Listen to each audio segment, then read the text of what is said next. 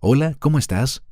A partir de ahora, MCA Radio presenta Conversando en Positivo, junto a Rolando Toro, quien era psicólogo, antropólogo y artista, genio creador de la biodanza, quien falleciera el año 2010. El programa que escucharás a continuación fue emitido por la radio de la Universidad de Chile el 9 de abril del año 2008, es decir, 2 años antes. ¿De qué habló Edgardo Fogel con Rolando Toro en esa edición? Es lo que te invitamos a escuchar en este archivo histórico de MCA Radio. En MCA Radio estamos convencidos que conversar hace bien. Y si lo hacemos de forma positiva, entonces es mucho mejor. A partir de ahora, Edgardo Fogel te invita a una amena y profunda charla. Esto es Conversando en Positivo. Un momento de luz para compartir experiencias de vida por MCA Radio, resonando con el alma. Muy buenas tardes y bienvenidos a Conversando en Positivo. Nos acompañan Edgardo Fogel y Daniela Ferreira. Buenas tardes, Edi. Hola, ¿cómo estás, Danita? Muy bien, muy contenta. Sí, pues bueno, quiero saludar primero que nada a todas las amigas y amigos de Conversando en Positivo.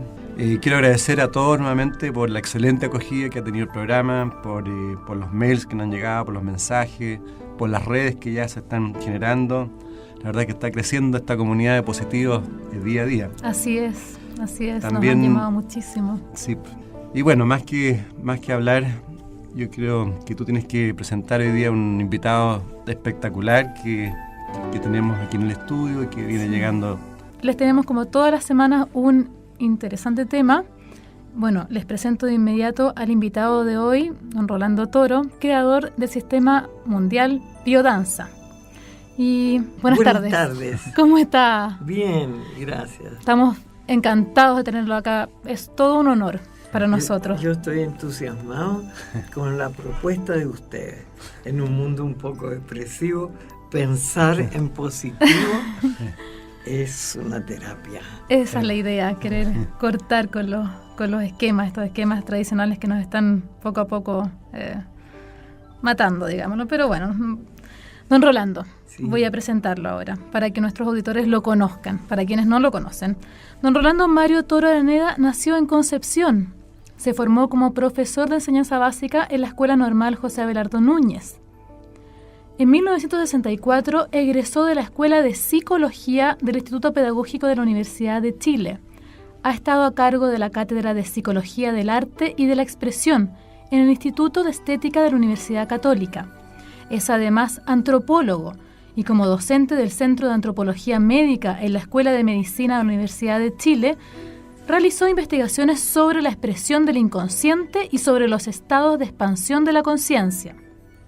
Fue nombrado profesor emérito de la Universidad Abierta Interamericana de Buenos Aires, Argentina.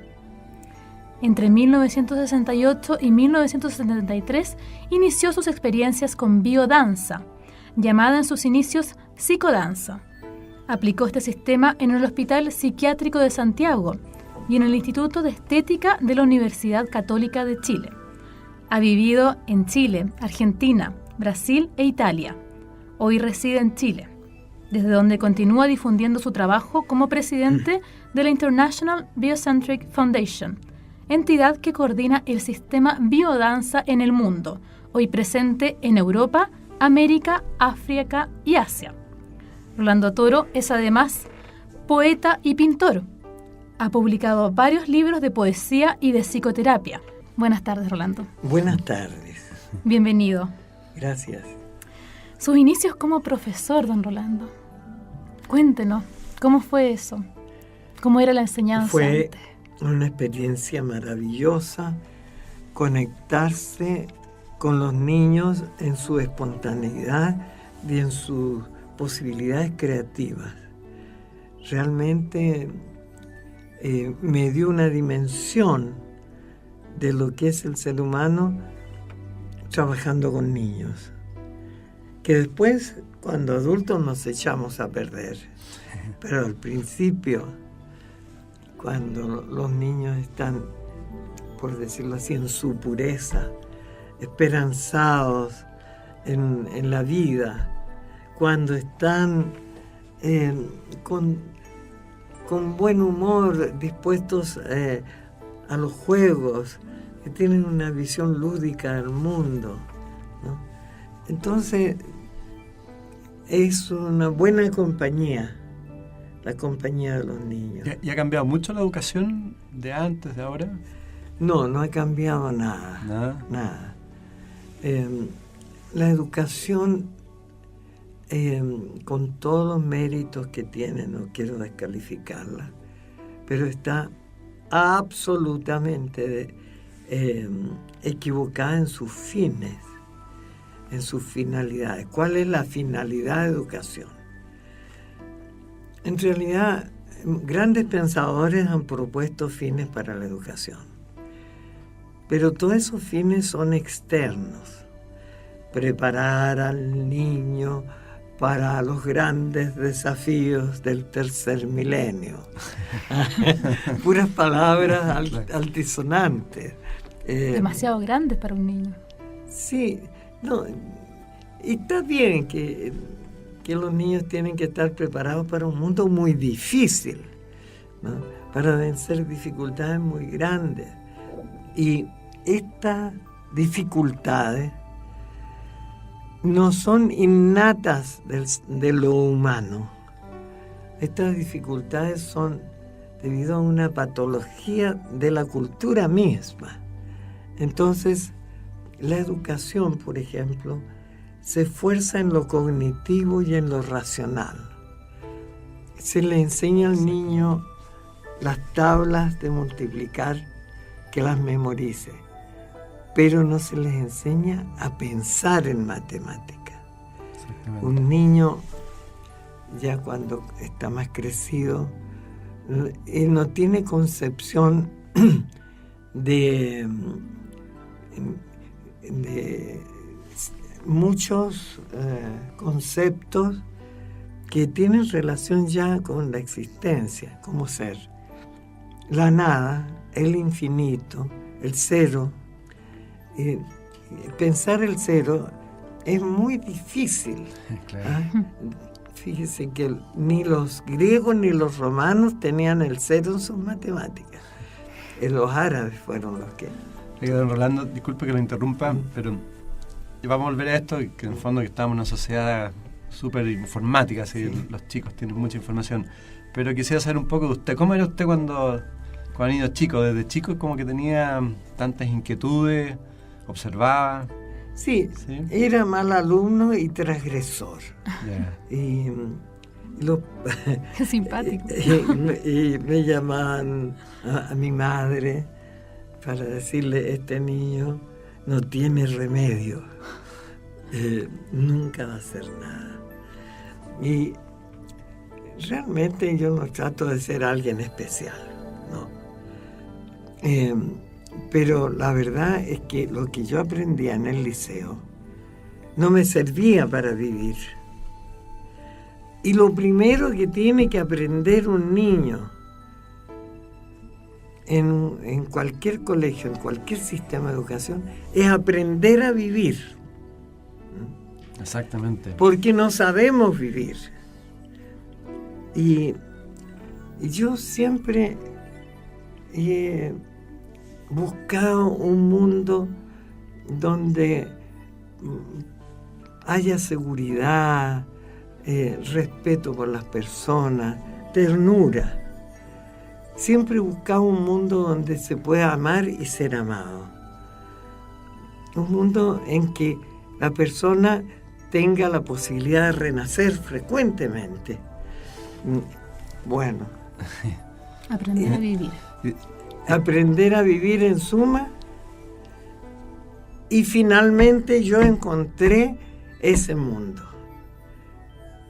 Ese mundo existe, pero para muy poca gente, ¿no?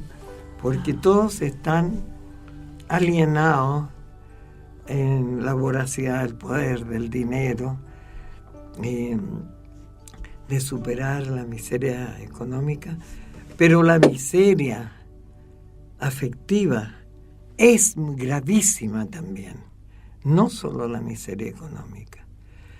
Exactamente. Entonces, y en las escuelas no se enseñan relaciones humanas. Nada. No. Pero eso debería partir de los profesores, quizás las pedagogías también deberían empezar Claro, que toda la concepción de la educación está toda maleada por los valores patológicos del sistema. De un racionalismo implacable.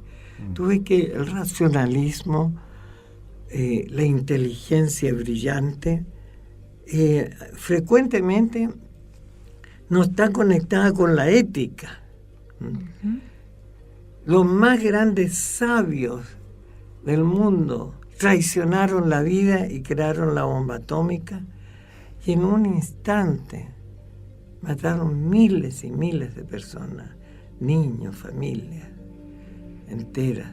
Entonces, ¿de qué sirve la inteligencia, la razón? Exactamente. Si va a ser utilizada para la muerte. Exactamente. Usted fue profesor durante muchos años. 16 años. ¿Y cómo llegó a la psicología? Bueno, la verdad es que me interesaba mucho examinar la mente humana, cómo funcionaba. Yeah. Porque yo mismo estaba en una paradoja, estaba viviendo una paradoja. Sentía que el mundo era un paraíso, que era de una belleza extraordinaria en la naturaleza, en el arte. Pero al mismo tiempo tenía desesperación yo, porque estaban lanzando bombas atómicas. Usted estuvo en la Segunda Guerra Mundial. Claro, en pleno. En pleno, claro. Sí. En Nagasaki e Hiroshima. Uh-huh. Y eso le llegó fuerte. Yo he sufrido mucho con eso. Que la gente dice, bueno, tiraron las bombas atómicas y mataron mucha gente. Pero las personas no tienen intensidad semántica para entrar en el acto mismo. En pensar una niña jugando con su muñeca y que es pulverizada en un instante. En pensar en una madre que está dando su pecho a su bebé lleno de esperanza y desaparecen en segundos, ¿no? En pensar en una novia que prepara su vestido para el día siguiente y muere la novia y el novio.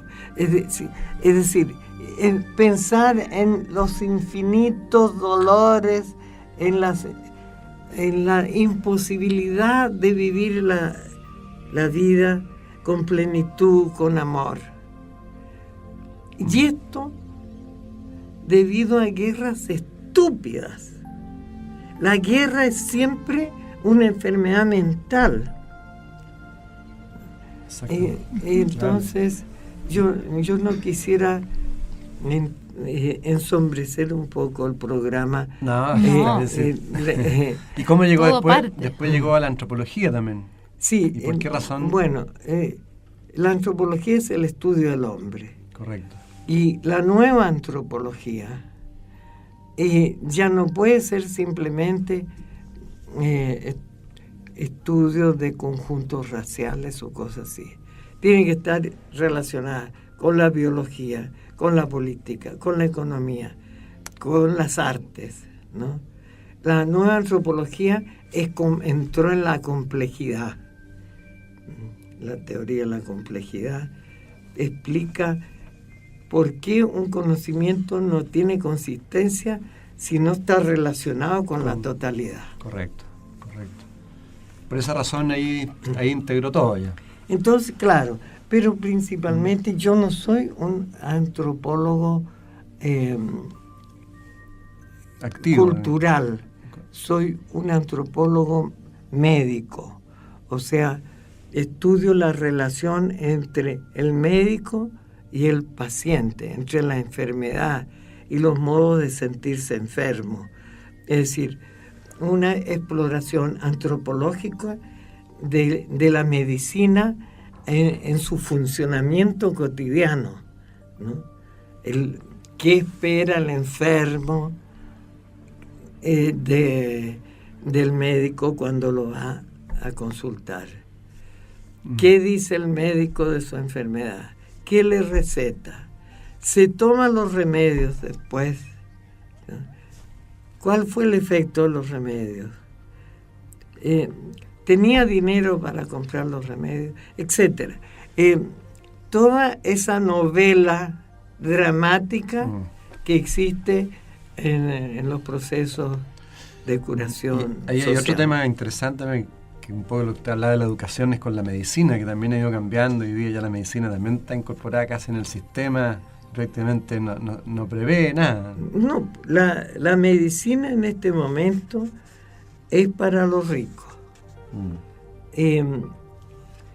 El desamparo que tiene la gente marginada, discriminada, los pobres, es grotesco. Es decir, no existe la menor conciencia de que una persona está enferma y quiere remedio, quiere vivir, quiere mejorarse, quiere cuidar a sus hijos, quiere trabajar. No, está con una grave dolencia del riñón, por ejemplo, y le dan una cita médica para 4 meses después. Claro. Entonces, los sistemas educacionales, los sistemas de salud están en un atraso intelectual que es un escándalo. Y yo no quisiera en un programa que es Piensa en Positivo, y está revelando la parte sombría, pero solamente de la parte sombría surge pues la luz, ¿no? La luz. Exactamente. ¿No? Un poquito de luz en la parte sombría y empieza la luz a desaparecer. A medida que aumenta la luz, desaparece la sombra totalmente. Exactamente. Y así también aparecen nuevos paradigmas. Sí. Bueno, Rolando, la escuela, digamos, biodanza ya hoy día está en muchos países del mundo. ¿Por qué no nos cuenta cómo surgió la biodanza, que está un poco relacionado con lo que usted está conversando también? ¿Cómo surge? Mira, ¿cómo se inicia? La biodanza yo no la inventé. La biodanza ha existido siempre. Pero yo tengo, me parece, el ojo de Horus, ¿no? Para saber lo que está valioso en el mundo y lo que nos sirve. Y tengo un espíritu de celebración y un espíritu crítico simultáneamente. ¿Qué signo es usted? Aries. Ariano, ¿no? Sí. Mucha impulsividad. Claro, energía, entonces, fuerza. Yo probé prácticamente todas las técnicas convencionales de terapia que existían, ¿no? Análisis transaccional, Gestalt, psicodrama, musicoterapia. Probé todo lo que existía para producir cambios en el psiquismo. Y veía que la gente, como dice Capra, después de 100 años de psicoterapia, el mundo está cada vez peor. No hace ningún efecto el trabajo de los psicólogos para eliminar la violencia. Se acumula más información, ¿no? Sí, para eliminar la violencia, que está en todos los lugares de nuestra vida. Violencia en el hogar, violencia contra la mujer, violencia urbana, violencia política, violencia de grandes guerras en que mueren millones de personas, ¿no? La verdad que yo creo que ustedes se equivocaron al invitarme a mí, porque yo estoy enloquecido, de furioso. Pero usted dice que tiene unas afirmaciones que son muy bellas. Por ejemplo, por ahí Pero que vi que cuente usted... la biodanza, cómo surgió. Sí, pero ¿qué era lo que querías? No, que usted está diciendo que cómo lo invitamos a usted. Lo invitamos porque usted tiene afirmaciones que son muy, muy bellas. Por ejemplo, que la vida tiene que ser el centro de todas nuestras preocupaciones. Exactamente. Y el nombre que le pusimos al programa, Danzar la Vida. Danzar la vida, claro. Es el nombre que le pusimos al programa de hoy. Sí. Oh. Usted dice danzar la vida. Muchas personas piensan que el concepto de vida es muy abstracto. ¿Qué es la vida en la vida? Bueno, la vida es lo más concreto que hay. Y además es la experiencia más inmediata que uno tiene, ¿no? Entonces, como estamos en una civilización antivida, lo que estoy proponiendo en biodanza es centrar todas nuestras finalidades humanísticas en proteger la vida y permitir su evolución. Es por eso que he planteado el principio biocéntrico. Principio biocéntrico, la vida al centro. Entonces, los otros objetivos que pueda tener la economía, la política, la medicina, la psicoterapia o la educación son secundarios. El primer objetivo que tiene que tener es enseñar a vivir. Y yo le estaba hablando de la matemática, pero es en historia que se enseña las invasiones, las guerras. Nos enseña la grandeza del hombre. Salen los niños sin haber oído hablar de Leonardo da Vinci, ni sin haber escuchado una partita de Juan Sebastián Bach, o sin saber quién inventó la anestesia para suprimir el dolor. En fin, todas las cosas grandes, maravillosas que tiene, no se enseñan. Se enseñan la guerra, la fecha en que nació Bernardo. ¿A quién le interesa y para qué? ¿Ah? Entonces, habría que fijarse también cómo los niños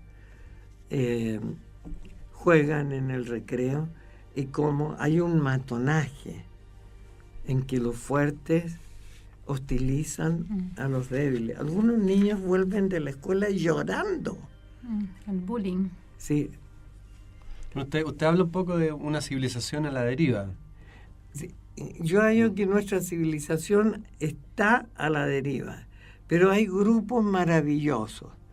Los grupos de derechos humanos, los grupos de ecologistas, los grupos de protección de la infancia, los grupos de la UNESCO, que tienen una visión integradora del ser humano y ya no interesa ni el Homo sapiens, ni interesa el superhombre. Lo que interesa el hombre humano, lo humano.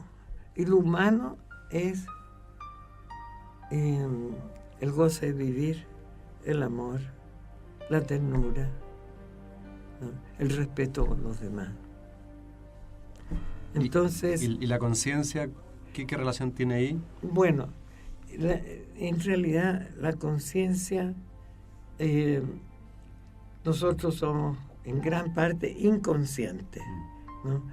Y somos ciegos y no escuchamos nada y somos unos ignorantes absolutos. La gente ve, por ejemplo, en las personas su forma, no ve su alma. Ve sus cabelliños, ve sus aspectos corporales, la ropa, pero no penetra a través de la mirada a saber cómo está su alma y a conectar corazón a corazón.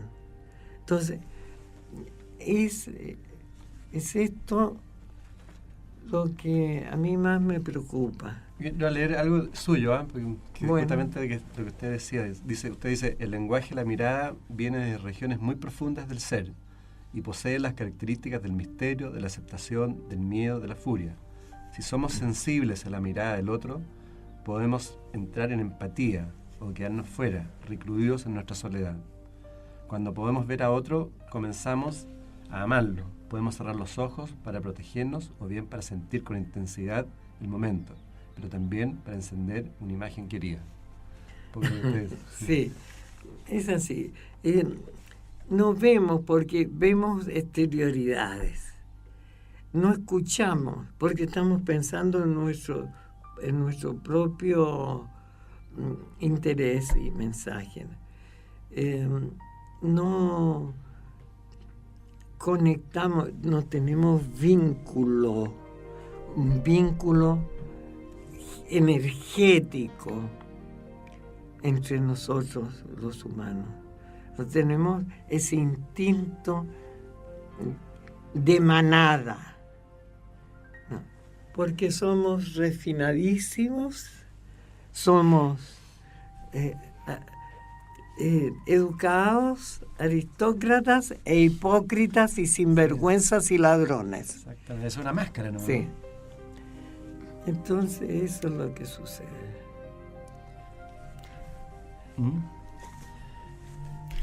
Cuando podemos ver al otro, comenzamos a amarlo. En la biodanza, de alguna forma también se trabaja la parte instintiva, ¿no? Sí. Más que el raciocinio, sí. Y más que... O sea, lo que usted trata de lograr es como estar en el momento presente a través del cuerpo, del movimiento, de la energía. Oye, usted sabe mucho de biodanza. No, pero sí, sabe mucho. Mira, la conciencia común, el darse cuenta de las cosas, tiene mucho prestigio. Lo que no tiene prestigio es la vivencia, lo que uno siente. Y estamos muy disociados. Pensamos una cosa, sentimos otra y actuamos de otra manera.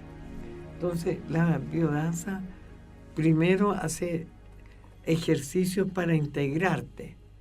A nivel motor, ejercicios psicomotores, y a nivel afectivo. Es decir, que tus movimientos tengan una inyección de ternura, ¿no? Y no de violencia. Sí. Entonces... Usted lo trabajó mucho primero con enfermos mentales, ¿no? Sí. Qué interesante esa experiencia. Sí, yo pienso que, como todo, bueno, ustedes ya van a creer que soy pesimista, soy de un optimismo extremo, porque quiero cambiar el switch mental de la humanidad, no solo de Chile. Entonces, hay algo quimérico y casi de loco pensar que puede cambiarse. En 2 o 3 generaciones se podría cambiar este mundo de soledad y de agresión. En un mundo de amor, de ternura, de creación, de euforia de vivir. Claro. Disculpe, usted afirma justamente en eso que no se puede cambiar el mundo si no cambiamos nosotros mismos. Sí, claro. ¿Cómo podemos cambiar nosotros? Bueno, con biodanza. Con biodanza. Sí. Porque ya muchos han dicho, ama a tu prójimo como a ti mismo. Claro. Lo dijo ya Cristo. Cristo vio a los esclavos machacando el murex y que eran cegados para que pudieran trabajar sin sentir molestias en los ojos. Y le dio tanta tristeza que cayó de rodillas y dice, quienes han hecho después comentarios sobre Cristo, vio y amó. Y tal como tú dices, cuando uno ve al fondo la realidad, no existe otra respuesta que el amor. Y la violencia es un acto de ceguera absoluta. El individualismo, el racismo, la discriminación, es un acto de inconsciencia total. Sí, inconsciencia total, es decir, están en el peldaño más bajo de la inteligencia social esas personas. Usted también realizó estudios sobre la expansión de la conciencia. Sí. ¿Nos puede explicar un poco eso? Sí. Porque tanto uno se hace tantas voladas y tanto se ha escuchado la expansión de la conciencia con Carlos Castaneda, Sí. con qué sé yo, con plantas alucinógenas, Y la gente a veces no entiende muy bien qué es eso. Exactamente. Sí. La expansión de la conciencia consiste en ver la realidad esencial, no las apariencias. Entonces, si tú ves un árbol, ya no es un tronco con ramas, sino que es una criatura viva que asciende la savia milenaria por sus ramas, y las ramas danzan en la brisa, y muchos de ellos dan flores, dan frutos, los cortan, los podan y sacan sus ramas de todas maneras verdes y generosas, ¿no? Entonces, la gente no ve la realidad con la conciencia ordinaria que Correcto, se llama, ¿no? Exactamente. Pero con la ampliación de conciencia se da cuenta que toda la vida cotidiana está rodeada de algo esencial, pleno de energía, con una atmósfera poética, con una fuerza terrible en la realidad. Cada objeto tiene un significado: el agua, la transparencia, el sabor, la frescura, la flexibilidad. Entonces, te digo que tener una conciencia también consiste en tener conciencia ética. O sea, la conciencia tiene que ir unida con la afectividad. ¿Cómo lo puede hacer alguien que hoy día no esté escuchando en el auto, que quizás está saliendo del trabajo, está endeudado, tiene problemas en la casa, tiene millones de cosas, pensando en sus cosas? ¿Cómo puede darse cuenta que la vida tiene un sentido más profundo? La única posibilidad que tiene es amar, amar enloquecido a sus hijos, amar a sus amigos, amar la naturaleza, no destruirla. No tiene otra posibilidad para mejorar. Sacarse la cabeza las culpas, los reclamos, las quejas. Las culpas son ingenuidades, Claro. por supuesto, son cosas pueriles. Y respecto un poco a este tema de la conciencia, usted habla de el inconsciente vital. Sí. ¿Nos puede explicar de qué se trata? Bueno, como todo el mundo sabe, existe el inconsciente personal de Freud, con su acceso a través de la interpretación de los sueños, del psicoanálisis, de la asociación libre. Ese es el inconsciente personal, que se basa en el estudio, la anamnesis de tu infancia y de tu historia vital. Después existe el inconsciente colectivo, cuyo mentor es Carlos Gustavo Jung, el que descubrió que todas las personas tenemos arquetipos para nuestra energía vital. Todos somos parte de ese inconsciente. Sí. Y en algunos ese arquetipo es más fuerte que otros, ¿no? Por ejemplo, los que tienen el arquetipo de Afrodita, la mujer que tiene ese arquetipo está mucho más dispuesta a seducir que la que tiene el arquetipo de la gran madre, ¿entiende? Demeter. Entonces, un hombre que tiene más fuerte el arquetipo de Apolo quiere la armonía, la lucidez, las artes. Y otro hombre quiere la orgía, la celebración y el vino, que es Dionisios.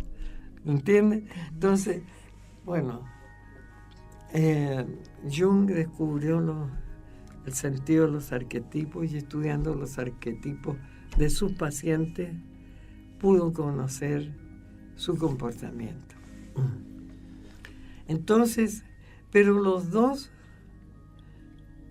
olvidaron el cuerpo. Y el cuerpo tiene una inteligencia propia, tiene un psiquismo. Las células tienen solidaridad, tienen agresividad, algunas para defenderse de los agentes externos, ¿no? Tienen astucia para transformarse cuando el enemigo es muy fuerte y el enemigo no las reconoce. Las células tienen memoria. Exactamente. Entonces, hay un psiquismo y un psiquismo muy orgánico, ¿no? El psiquismo es automático, es cósmico, o el latido del corazón. Todos tienen latido del corazón. Millones de veces en la vida late el corazón sin que nosotros intervengamos. Y entonces, no se ha estudiado el psiquismo biológico, digamos, celular, el psiquismo vital. De a poco ahora está saliendo un poco, justamente en estas películas, Guadalupe se está hablando ahora ya un poco de la relación de las células, de los mensajes que uno le da a los pensamientos. Si le da un pensamiento negativo, de ahí de alguna forma se van produciendo después las enfermedades. Sí, efectivamente. Entonces, el acceso para el inconsciente vital es el estudio del humor, de la depresión o la euforia, o los estados intermedios, ¿no? Las respuestas endotímicas que se llaman. Y la terapia para un inconsciente vital enfermo, un depresivo, que las células no quieren vivir en el depresivo endógeno. Descubrí que ejercicios de contacto, ejercicios de danza con arcilla en el cuerpo. ¿Con arcilla? Sí. Ejercicios de danza acuática, que la Claudette es especialista en biodanza acuática. Los ejercicios, sobre todo de encuentro humano, empiezan a conjurarse para establecer la unidad orgánica, ¿no? Entonces, principalmente la biodanza trabaja para el inconsciente vital. Qué bonito, ¿eh? Maravilloso. Sí, Claudette. La pobrecita la hemos tenido. Bienvenida. Háblanos un poco de la... De biodanza acuática. Sí, biodanza. Bueno, tú tienes muchas especialidades en biodanza. Sí. Entre las cuales está la biodanza acuática y también la biodanza de la salud. Sí. Que esa yo creo que nos puede interesar muchísimo porque eso va dirigido a las personas que están enfermas, que sufren de anorexia, bulimia, diabetes, cáncer y una serie de trastornos que muchos de nosotros sufrimos a veces. Claudette. Bueno, sí. Bueno, muchas gracias por la invitación de estar acá. Bueno, biodanza acuática é uma extensão da biodança. Normalmente, as classes de biodança se hacen dentro de la sala, em uma sala com um grupo de alunos. E biodança aquática se hace em uma piscina temperada. Então, são alguns exercícios de biodança e alguns exercícios específicos que se hacen dentro desta piscina. E o objetivo principal é trabalhar com a regressão. Porque durante o estado de regressão, o nosso organismo pode entrar em repouso. Seria um efeito anti-estresse. E também, quando salimos da regressão, normalmente salimos percebendo mais a realidade. E esta percepção maior da realidade é o que chamamos de expansão de consciência. Então, a biodança aquática nos ajuda muito a conectar com nós outros mesmos, a melhorar a estímulos anti-estresse e também quando salimos maior conexão com a vida, porque a expansão de consciência. Claro. Seguramente un montón de personas van a querer saber cómo pueden llegar a la biodanza. Mira, nós temos um centro que oferecemos classes de biodança. E também há muitos professores de biodança em todo o Chile. Certificado por nós outros. Então, é só contactar com nós outros que damos a direção do professor mais cercano, de onde vive, assim. E está o sítio web que é www.biodanza.cl. Ahí está toda la información. Toda la información. Qué maravilla, sí, ciclo de Brasil. Los últimos estudios dicen que hay 14.000 depresivos mensuales. Es una cantidad increíble. Y somos uno de los países más depresivos del mundo, segundo o tercer lugar. La depresión en realidad es una epidemia mundial. Porque nuestra cultura es una cultura de frustración. El amor no dura, las personas no se respetan, los amigos se traicionan, no se hace el trabajo que a las personas les gusta por vocación, por ganarse la vida tienen que hacer cualquier otra tarea. Entonces, y aparte de los peligros que vienen con los enfermos mentales que son los jefes psicópatas, o en el caso Bush, Pinochet, todo eso. Entonces... Bueno, claro. ¿Ah? De hecho, a los líderes, a ningún líder le hacen chequeo mental. No, pues. Y eso ¿sabe qué? Capra reclama eso de los psiquiatras. Que los psiquiatras debieran hacer diagnóstico público de los políticos. Debería ser así, porque ¿quién ve, por ejemplo, discursear a Bush? Lo puede encontrar una persona inteligente y normal, ¿no? Pero un psicólogo lo ve como es disociado de sus movimientos, que es mentiroso, ¿ya? Que cambia la finalidad de la guerra, que dice, seremos fuertes y venceremos. ¿Quién dice eso? Es de una mentalidad enferma. Oiga, Rolando, usted también separa lo que es revolución con evolución. Sí. Que las revoluciones sociales justamente no pasa nada porque no hay evolución. No, y en las revoluciones sociales a menudo hay tanto asesinato como en las revoluciones, como en las políticas. Claro, porque las revoluciones dan vuelta, ¿no? Sí, y en cambio la evolución es ascendente, claro. Entonces, ¿qué le podría decir usted también en este programa? Hay mucha gente mayor que nos escucha.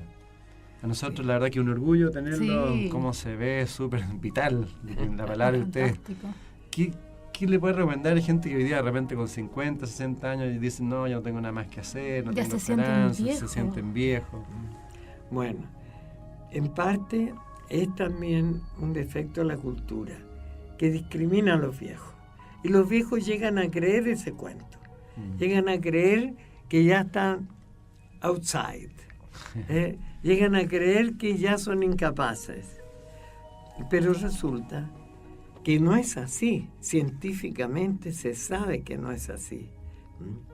La Rita Levi Montalcini, premio Nobel en medicina, que tiene 93 años y que descubrió un factor de crecimiento neuronal en el cerebro. Está de una vitalidad tremenda, defiende los derechos de la mujer, escribe contra la guerra y fuera de eso hace investigación científica. Entonces, la verdad es que si se usa el cerebro, tú puedes llegar a 100 años y está lúcido. Claro. Pero si la persona llega a creer que ya tiene que retirarse a sus cuarteles de invierno, que ya no tiene acceso al amor, que ya no tiene credibilidad social, Claro. porque es descalificado. Ujú. La gente descalifica a los viejos, ¿no? Y resulta que los viejos que mantienen su lucidez tienen una percepción de una profundidad tremenda. Ven debajo del agua. ¿Ah? Claro. La Sí, sabiduría de los años. ¿Y ustedes cuánto tiempo llevan juntos? Bueno, de matrimonio llevamos 17 años y medio. 17 años y medio. Pero que nos conocemos tem 21 años. Tienen Mira. una hija, ¿no? 21 años. Sim, temos uma hija que vai cumprir 14 anos. ¿Y qué puedes hablar tú del amor? Usaria a palavra de Vinícius de Moraes. O amor é eterno mientras dura. Práctica. Sim. ¿Ah? ¿Y de la felicidad? A ¿Qué nos felic- puedes decir de la felicidad? Cada uno busca a sua felicidade. A felicidade é responsabilidade de cada um. Es una Y- responsabilidad. Sim. E é possível. É possível. Basta estar conectado com nós outros mesmos. Eso es lo importante, sí. Sí. Bello. Bellísimo. Pucha, don Rolando, consejo, ya que estamos terminando, ¿no? Sí, Está quedando estamos- poco. está quedando poco, Para los jóvenes, pocos ¿qué les minutos. puede decir para tirarlos para arriba? Darle, como estamos aquí, en positivo. A los ¿Cómo? jóvenes les tengo que decir que no tengan miedo de amar, que hagan biodanza. Y yo no tengo otro mensaje que el mensaje del vínculo humano sincero y puro. La relación cara a cara, mirando los ojos de la persona y conversando las almas. Y los jóvenes pueden hacer eso, pero muchos ocultan la mirada, ¿no? Conversan mirando para otros lados. Pero que hagan biodanza. Yo no he encontrado otra solución mejor que la biodanza. Y si encontrara una, abandonaría la biodanza. ¿Entiende? No, yo ando siempre en busca de ese mundo en que se pueda renacer. Un mundo, en este mundo falta ternura, falta una ternura esencial. A mí las personas me producen ternura a 100 metros, ¿no? Entonces, y la gente vive en conflictos pequeñitos, odiándose.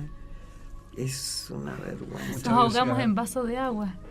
Sí, Muchas veces. Es verdad. Sí. Hay mucha obesidad. Oye, pero ¿qué no le preguntas acerca de que las vivencias en biodanza están orientadas para estimular diferentes potenciales, entre los cuales, que a los jóvenes y a todo el mundo yo creo que les puede interesar, está la sexualidad? Ah, bueno, usted Y habla esto mucho de es la un punto sexualidad también. Sí, muchísimo.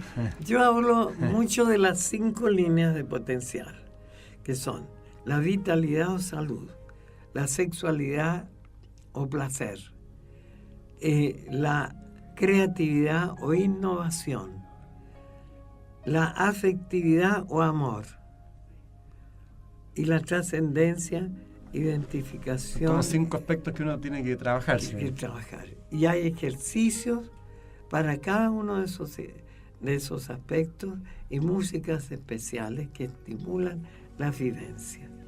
Las líneas de vivencia. Entonces, la sexualidad es uno de esos potenciales. Pero a la gente le llama más la atención la sexualidad, Claro, porque bueno. como está Claro. reprimida, Es importante la sexualidad, es ¿no? muy importante. Y además la sexualidad inocente. Exacto. No existe nada más inocente que desear estar con una persona muy íntimamente. Algo muy puro. Si las religiones han calumniado la sexualidad. Exactamente, es pecado todo. Sí. Ahí tenemos un buen mensaje entonces para todos los ermitaños ahora que está empezando el otoño. Pero el que no tiene hoy día contacto con la biodanza directo, ¿cómo se puede contactar con el cuerpo? No, ¿No? no tiene posibilidades. Tiene entonces que llevar una vida triste y llena de... Eso sonó publicitario mucho. Claudette, cuando la gente llega al centro, ¿qué te preguntan? ¿Qué busca la gente que llega al centro biodanza de Rolando Toro? Normalmente busca estar mejor en la vida, ¿no? Más felicidad, más... Isto, sempre está buscando cosas positivas para elas mesmas, para crescer mais. E, bueno, os conflitos são inúmeros, cada um apresenta uma. ¿Y tú qué le respondes? ¿Qué respuesta le das cuando llegan allá en esta búsqueda? Que tem que continuar buscando hasta encontrar. E que a biodança é uma das possibilidades. Então, que hace e se encontra. Claudette es muy cautelosa y haya que biodanza es una de las posibilidades. Yo pienso que no existe otra posibilidad. El mejor vendedor, ¿eh? Ele é um criador, Creador absoluto. Absoluto, sí. Sí, pero yo creo que lo más importante, lo que usted ha dicho, que en el fondo uno tiene que darle más sentido a la vida. Pero claro, ¿No es cierto? porque la vida tiene sentido en sí mismo. Claro. Sí, es una vergüenza que hayan depresivos.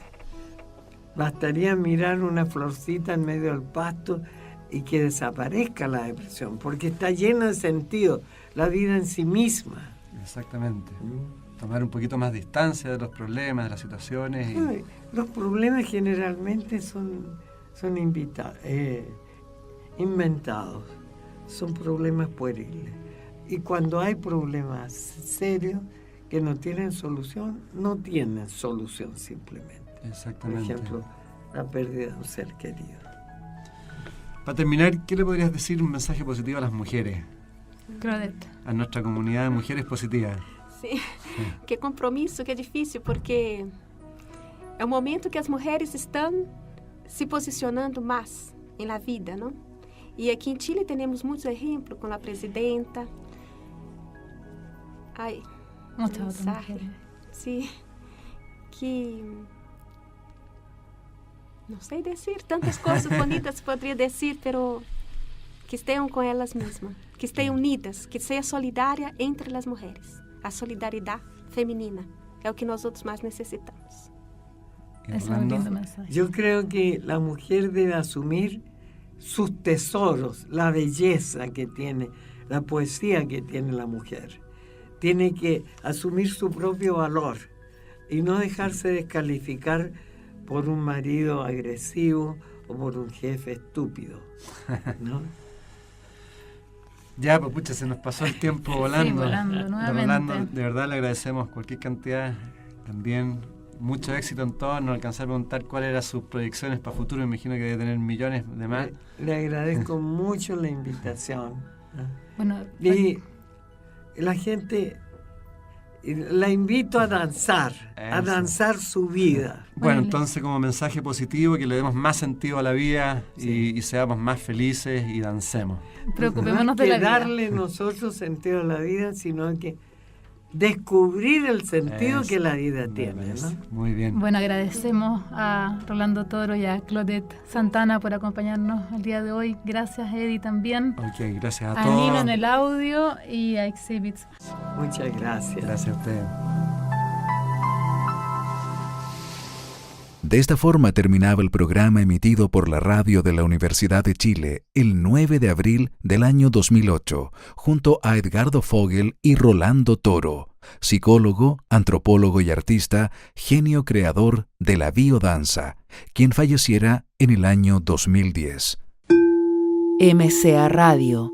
Mente, cuerpo y alma.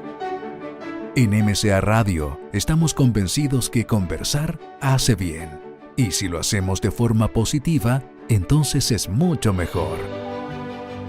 Edgardo Fogel te acompañó en una amena y profunda charla. Esto fue Conversando en Positivo. Un momento de luz para compartir experiencias de vida. Por MCA Radio. Resonando con el alma.